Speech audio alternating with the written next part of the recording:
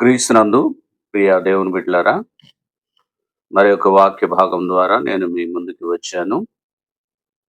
ఈ దినం వాక్య భాగం యోహాను సువార్త 2వ అధ్యాయం 1వ వచనం నుంచి 11వ వచనం వరకు మనం ధ్యానించబోయే వాక్య భాగం. ఇందులో మనం మూలవాక్యంగా యోహాను సువార్త 2వ అధ్యాయం 11వ వచనం, గలిలయలోని కానాలో యేసు ఈ మొదటి సూచక్రియను చేసి తన మహిమను బయలుపరిచెను. అందువలన ఆయన శిష్యులు ఆయన యందు విశ్వాసముంచిరి.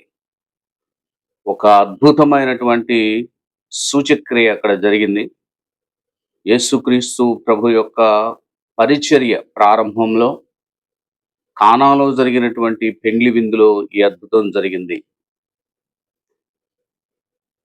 ప్రియులరా, సృష్టికర్త అనడానికి ఇక్కడ మనకు చాలా గొప్ప విషయాలు మనకు బయలుపడతాయి. మీరు ఈ వాక్య భాగం అంతా కూడా తరచి చూచినప్పుడు మనకు కనపడుతుంది, ఈ వివాహానికి మరియమ్మ గారు పిలువబడ్డారు, యేసుక్రీస్తు ప్రభు అలాగే ఆయన శిష్యులు కూడా పిలువబడినట్లుగా మనకు కనపడతా ఉంది. మరియమ్మ గారి యొక్క తోబుట్టువు కుమారుని యొక్క వివాహం అక్కడ జరుగుతూ ఉంది. అందుకనే వివాహానికి వీరంతా కూడా బంధువులు కాబట్టి బంధువుల యొక్క వివాహానికి వెళ్ళినట్టుగా మనకు కనపడుతుంది. అక్కడికి వెళ్ళిన తర్వాత ద్రాక్షారసం సరఫరా ఆగిపోతా ఉంది. ఎందుకంటే వివాహాన్ని గురించి మనం మాట్లాడుకుంటే యూదులు 7 రోజులు వివాహం చేస్తారు. యూదా చరిత్రకారుడైనటువంటి జోసిఫస్ ఆయన మాటల్లోనికి మనం వెళ్ళి చూస్తే 7 రోజులు వివాహం జరుగుతుంది. 7 రోజుల్లో 3వ రోజు ప్రాముఖ్యంగా వివాహ కార్యక్రమం జరుగుతుంది. వివాహానికి ముందు కానీ వివాహం తర్వాత కానీ మొత్తం కలుపుకొని 7 రోజులు జరుగుతుంది అని చెప్పాడు. 3వ రోజు ఇంపార్టెంట్ అని చెప్పాడు.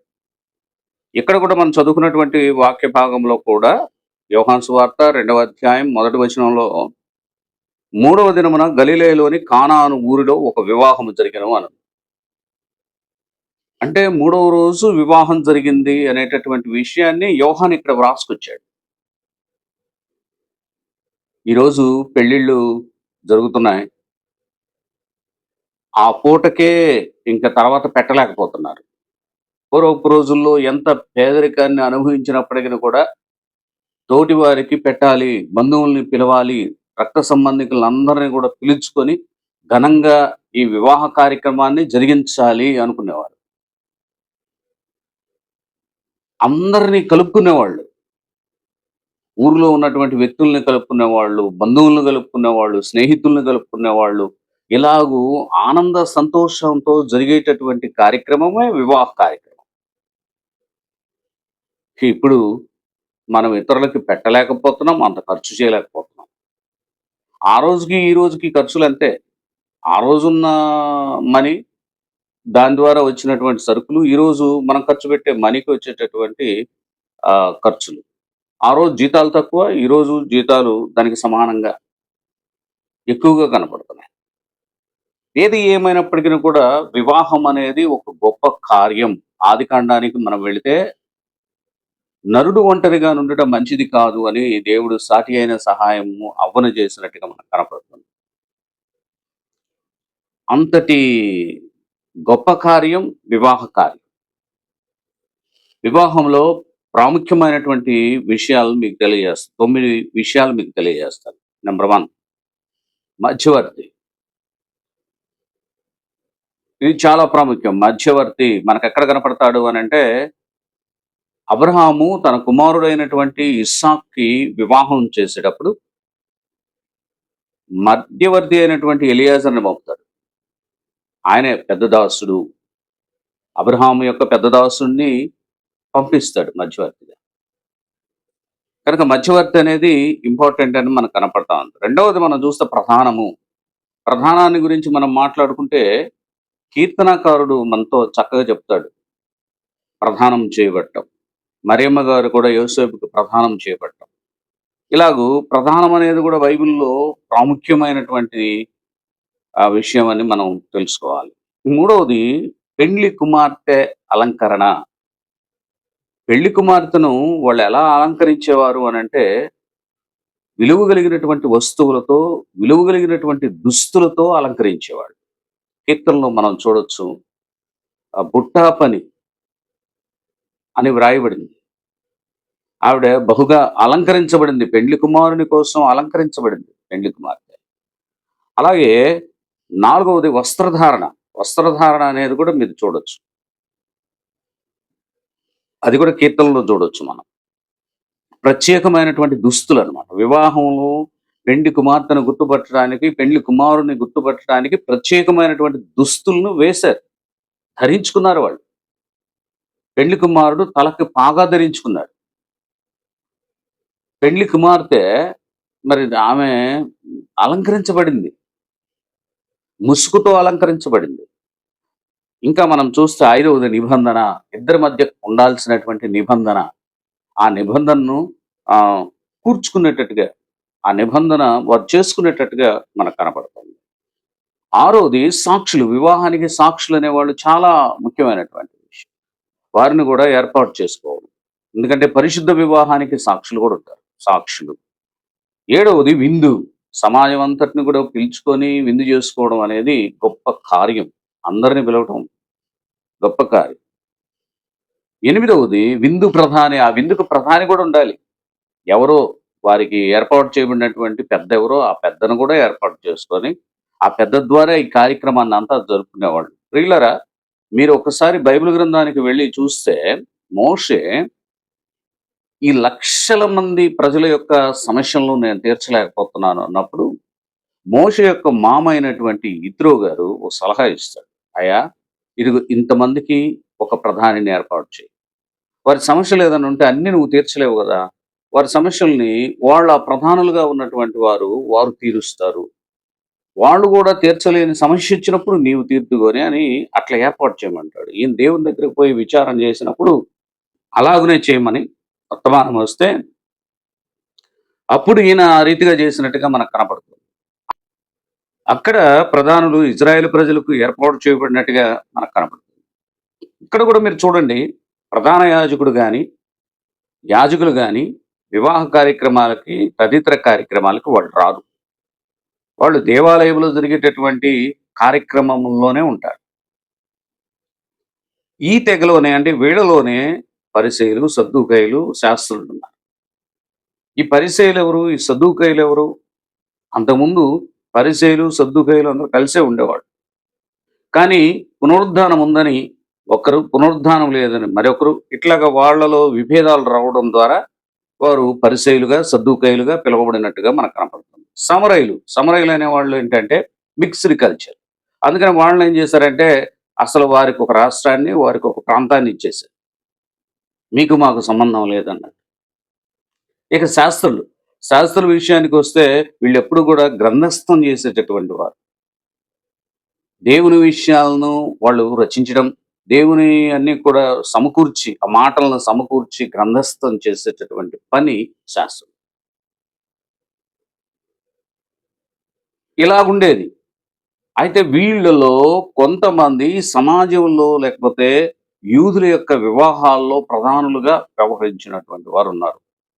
కొంతమంది ఐశ్వర్యం కలిగినటువంటి వారి వివాహాలకు వెళ్ళినట్లుగా, కొంతమంది మధ్యతరగతి పేద వివాహాలకు, పేద ప్రజల యొక్క వివాహాలకు కూడా వెళ్ళినట్టుగా మనకు కనపడుతుంది. ఇక్కడ ప్రధాని, వివాహానికి ఆయనే ప్రధాని, విందుకు ఆయనే ప్రధాని. ఆయన ఆజ్ఞ లేకుండా ఏ పనులు చేయరు. విందు ప్రధానిని కూడా ఇక్కడ మనం చూస్తున్నాం. అక్కడ ద్రాక్షరసం అయిపోతుంటే, అక్కడ సరఫరా ఆగిపోయే పరిస్థితికి వస్తా ఉంటే, మరియమ్మ గారు యేసుక్రీస్తు ప్రభువు దగ్గరికి వెళ్ళి చెప్తుంది. ద్రాక్షారసం అయిపోవస్తుందని చెప్తుంది.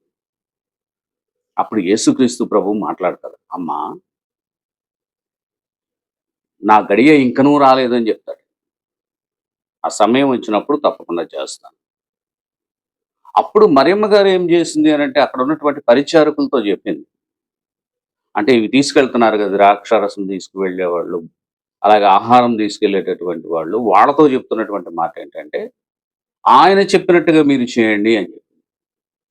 ఇంత శ్రద్ధ ఎందుకు మరియమ్మ గారు తీసుకుంది అనడానికి వారి యొక్క తోబుట్టువు కుమారుడి యొక్క వివాహం అని మనకు అర్థమవుతుంది. రక్త సంబంధం, బంధుత్వం లేనిదే అంత శ్రద్ధ తీసుకోరు కదా! కనుక ఆ వివాహ కార్యక్రమములో యేసుక్రీస్తు ప్రభు ఆయన యొక్క మహిమ బయలుపరచబడాలి. ఇది కూడా ఒక కారణం. చూడండి ఇక్కడ యూదులు శుద్ధీకరణ ఆచారం అంటాం. 6 బాణలు అక్కడ ఏర్పాటు చేశారు. 6 అనేటటువంటి సంఖ్య సృష్టి యావత్తు కూడా 6 దినాల్లో ఆయన చేశాడు. 6 అనే సంఖ్య మానవుని సంఖ్య కూడా అని చెప్పవచ్చు. ఎందుకంటే 6వ రోజు మనం చేయబడ్డాం. నేల మట్టిని తీసుకొని ప్రభువు మనల్ని చేస్తాడు. ఇక్కడ కూడా మీరు గమనిస్తే 6 రాతి బాణలు మనకు కనపడుతున్నాయి. రాయిని తొలిచి చేసినటువంటి బాణలవి. ఈ 6 రాతి బాణలను అక్కడ ఏర్పాటు చేసినట్టుగా మనకు కనపడతా ఉంది. వీటిలో ఏం చేసేవాళ్ళు అనంటే నీళ్లు పోసేవాళ్ళు. యూదులైనటువంటి వారు వచ్చి ఏం చేసేవాళ్ళు, వాళ్ళు కాళ్ళు కడుక్కోవాలి. టవల్‌తో తుడుచుకోవాలి.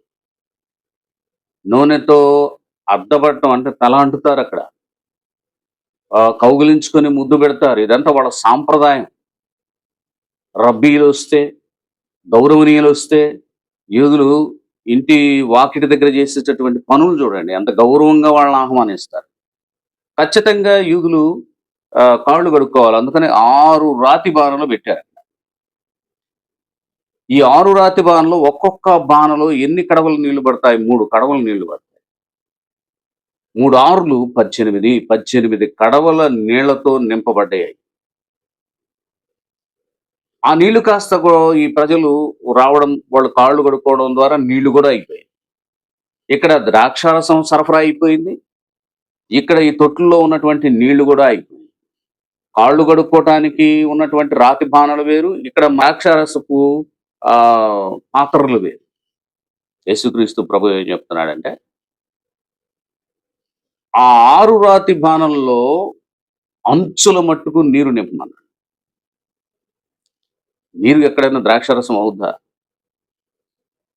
చిక్కని, స్వచ్ఛమైన, రుచి కలిగిన, వాసన కలిగిన ద్రాక్షరసం. చూడండి మీరు ఇక్కడ 6 రాతి బాణల్ని వాటర్‌తో నింపేశారు.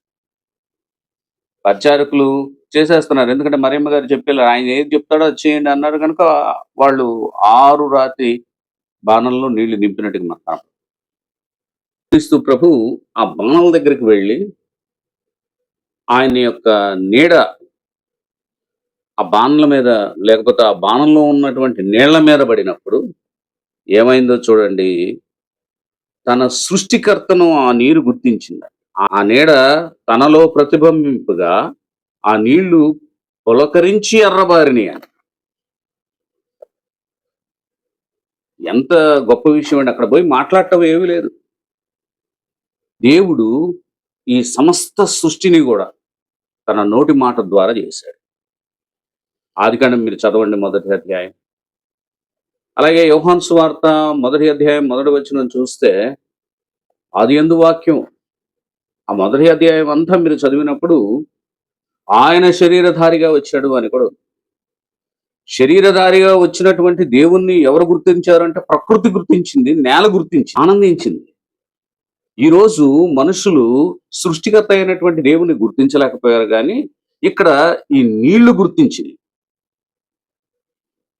నీళ్లకు జీవం ఉందా, ప్రాణం ఉందా అని అంటే దాని గురించి మీరే ఆలోచించండి. నీరు లేకపోతే ప్రకృతి నిలబడుద్దా? నీరు చాలా ప్రాముఖ్యమైంది కదా. ద్రాక్షరసం అనేది యేసుక్రీస్తు ప్రభు యొక్క రక్తానికి గుర్తు. ప్రభురాత్రి భోజన సంస్కారం అంటాం. యేసుక్రీస్తు ప్రభు పస్కాను ఆచరిస్తూ ఆ పస్కాలో ఆయన ఒక రొట్టెను పట్టుకొని, ఇది నా శరీరము, నన్ను జ్ఞాపకం చేసుకున్నట్టుకు దీనిని చేయండి అని చెప్పాడు. నా శరీరాన్ని గుర్తు చేసుకోండి. మీకోసమే ఈ శరీరం నలగొట్టబడింది, మీ పాపాల కోసం నలగొట్టబడింది. రెండవది ఆయన చెప్తాడు, ద్రాక్షరసాన్ని పట్టుకొని ఆయన చెప్పిన మాట, ఇది నా రక్తము, మిమ్మల్ని విమోచించటానికి, మిమ్మల్ని రక్షించటానికి చిందించబడిన క్రొత్త నిబంధన రక్తం. ద్రాక్షకాయలు రకరకాల కాయలున్నాయి. కారు ద్రాక్షలున్నాయి, చేదు ద్రాక్షలున్నాయి. అలాగే మంచి ద్రాక్షలు కూడా ఉన్నాయి. కారు ద్రాక్షలు దేనికి ఉపయోగిస్తారు, మంచి ద్రాక్ష పళ్ళు దేనికి ఉపయోగిస్తారు అనేదాన్ని కూడా మనం సహజంగా చూడొచ్చు. శ్రేష్టమైనటువంటి ద్రాక్ష గెలలను తీసుకొని ఆ గెలలను తొట్టిలో వేసి దాన్ని రసం తీసినప్పుడు ఆ రసాన్ని తాగినటువంటి వారు ఆరోగ్యం పొందుతున్నారు. కానీ జబ్బు రసం అని కూడా వ్రాయబడింది. జబ్బు రసం అంటే దాన్నే పులియబెట్టినప్పుడు, దాన్నే ఉడకబెట్టినప్పుడు, దానిలో కొన్ని పదార్థాలు వేసినప్పుడు రసాయనిక చర్య జరగడం ద్వారా ఏం జరుగుతుంది అక్కడ అనంటే అది మత్తు పానీయంగా తయారవుతుంది. మనం షాప్స్కి వెళ్తాం. షాప్లోకి వెళ్ళిన తర్వాత జ్యూస్ ఇమ్మని, గ్రేప్ జ్యూస్ ఇమ్మని అడుగుతాం. ఆ గ్రేప్ జ్యూసు మనం తాగినప్పుడు అది మనకి ఎలా ఉంటుంది, మైకమో మత్తో ఇవ్వదు. ఒక గ్లాస్ తాగినా 2 గ్లాసులు తాగినా ఇవ్వదు. ఎందుకనంటే అది ఫ్రూట్ జ్యూస్. కానీ దాన్నే మత్తు పానీయముగా కూడా తయారు చేయొచ్చు దాన్ని పులయబెట్టినప్పుడు. అందుకనే పులిసిన ద్రాక్షారసమును గురించి, అప్పుడే తీసినటువంటి ద్రాక్షారసమును గురించి కూడా వ్రాయబడింది. ఇక్కడ యేసుక్రీస్తు ప్రభు తయారు చేసినటువంటి ఈ ద్రాక్షారసం శ్రేష్టమైనది. కానాలో మొదటి సూచక్రియ, మొదటి అద్భుతం ఇది. అలాగే ఈ ద్రాక్ష మీరు బైబిల్ గ్రంథం చూస్తే పాత నిబంధన గ్రంథంలో కానివ్వండి, కృత నిబంధన గ్రంథంలో కానివ్వండి, ఈ ద్రాక్షలను వేరుగా వాడుకున్నట్టుగా కూడా మనకు కనపడుతుంది. ఇప్పుడు మనం పిండిని తీసుకొని దాన్ని ఏం చేస్తాం, దాన్ని ఇడ్లీగానో లేకపోతే అట్టుగానో వేయటానికి పులియబెట్టాలి. పొంగుతుంది అది. అది పులిపిండి అంటాం. పులియని పిండి ఎలా ఉంటుంది, పులిసిన పిండి ఎలా ఉంటుంది? పులియని పిండికి ఉన్నటువంటి టేస్ట్, పులిసిన దానికి ఉన్నటువంటి టేస్ట్. పాలు తీసుకున్నాం, ఈ పాలని మనం తోడుబెట్టినప్పుడు అది పెరుగు అవుతుంది. అదే పెరుగు నుండి మజ్జిగ వస్తాయి, అదే పెరుగు నుండి నెయ్యి కూడా తీస్తాం, వెన్న నెయ్యి తీస్తాం. అంటే పాల వలన ఎన్ని తయారవుతున్నాయి చూడండి. అలాగే ఈ పెరుగు మొదటి రోజు మనం తీసుకోలేదు, రెండవ రోజు మనం తీసుకోలేదు, ఇట్లాగా 2-3 రోజులు గడిచిన తర్వాత పెరుగు ఏమైపోతుందంటే పులిసిపోతుంది బాగా. అప్పుడు మనం తినగలమా? కొన్ని యాసిడ్స్ అనేవి ఉత్పత్తి అవుతాయి అందులో. అందుకనే పులియబెట్టినప్పుడు పరిస్థితి వేరుగా ఉంటుంది. మిస్అండర్స్టాండింగ్ మనం చేసుకోకూడదు పిల్లలు.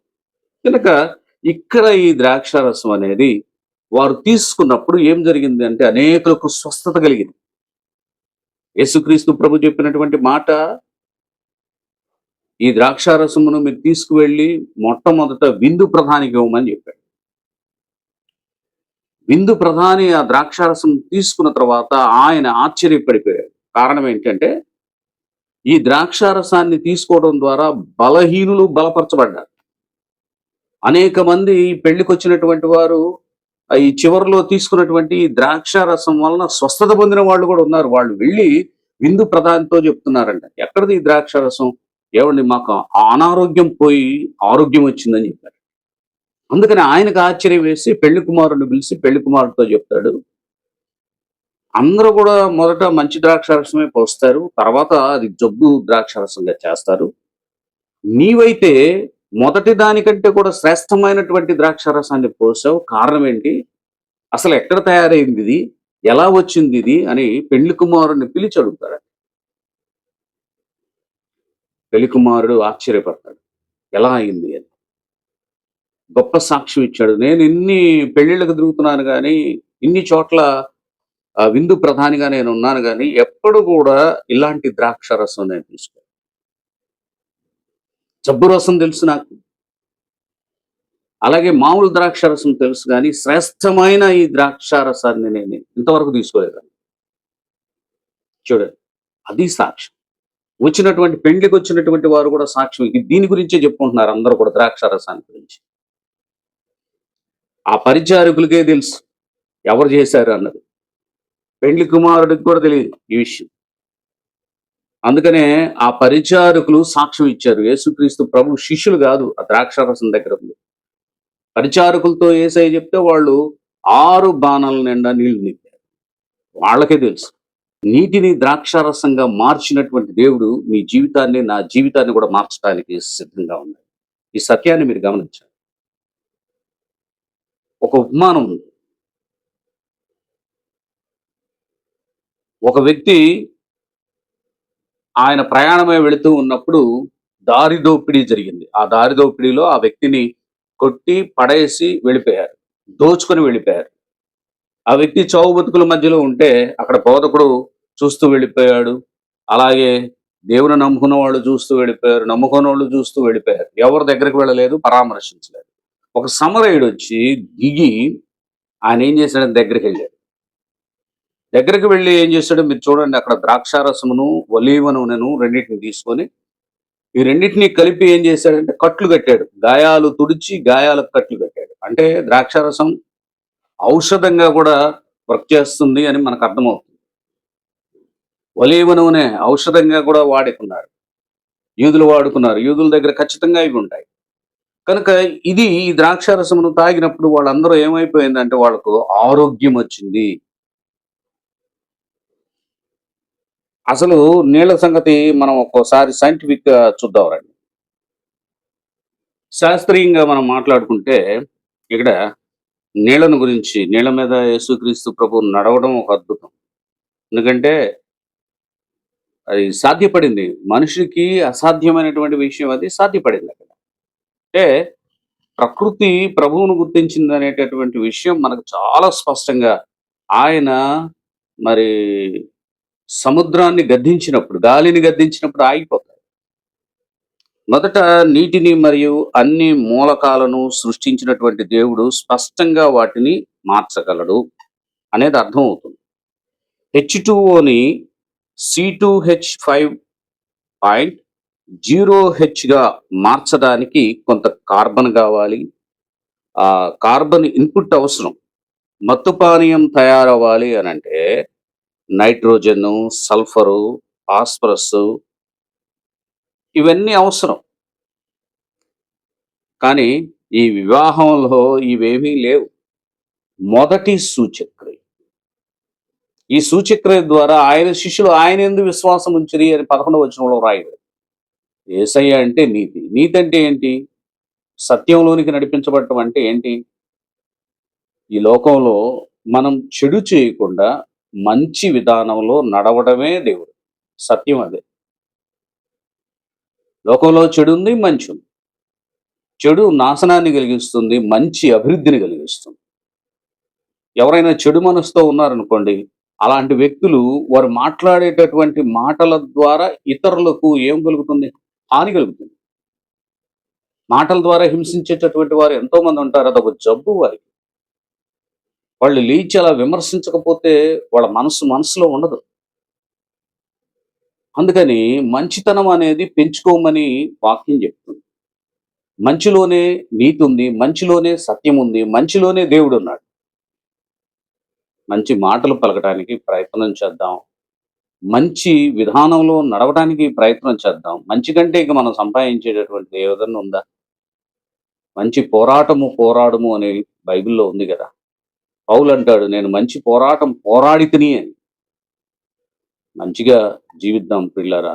దేవుడు గూడా మరి మనల్ని చెడు వ్యసనాల నుండి విడిపించి పరిశుద్ధమైనటువంటి ఆలోచనలతో నడిపిస్తున్నాడు. అందుకే ఈ అద్భుతం జరిగింది. మన జీవితాలు మారుస్తున్నాడు. మన తలంపులు, మన ఉద్దేశాలను మారుస్తున్నాడు. ఆయన రక్తం ద్వారా మనల్ని పరిశుద్ధపరుస్తున్నాడు. మనకు లేనటువంటి పరిశుద్ధతని ఆయన ఇచ్చేసాడు. ఆయన రక్తం ద్వారా విమోచించబడ్డాం. ఆయన బలియాగం ద్వారా రక్షించబడ్డాము. ఈ సత్యాన్ని గుర్తు చేసుకొని ఇకనైనా మంచిగా జీవించడానికి, మంచి ఉద్దేశాలతో, మంచి మాటలతో, మంచి తలంపులతో జీవించడానికి ప్రయాసపడదాం. ఆమేన్.